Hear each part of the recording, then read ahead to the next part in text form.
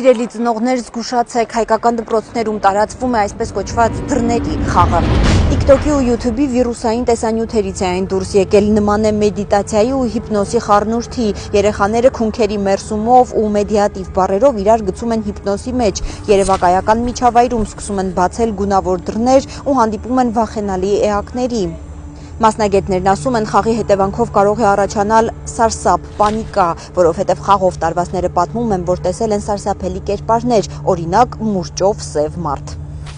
Ամենաահավորն այն է, որ զգայուն երեխաները խաղից հետո կարող են կորցնել իրականության ու երևակայության սահմանը, տառապել անքնությամբ, տեսնել մղձավանջներ։ Զրուցեք ձեր երեխայի հետ առանց վախեցնելու։ Փորձեք ճշտել, արդյոք հետաքրքրված է այդպիսի խաղերով։ Գտեք ճիշտ բառերը նրան խաղից հեռու պահելու համար։ Ամենակարևորը՝ միշտ հետևեք, թե ինչ են դիտում ձեր երեխաները TikTok-ում, YouTube-ում։ Փորձեք դառնալ նրանց լավագույն ընկերն ու խաղընկերը, որպեսզի միշտ կարողանաք կողքին լինել վտանգի պահին։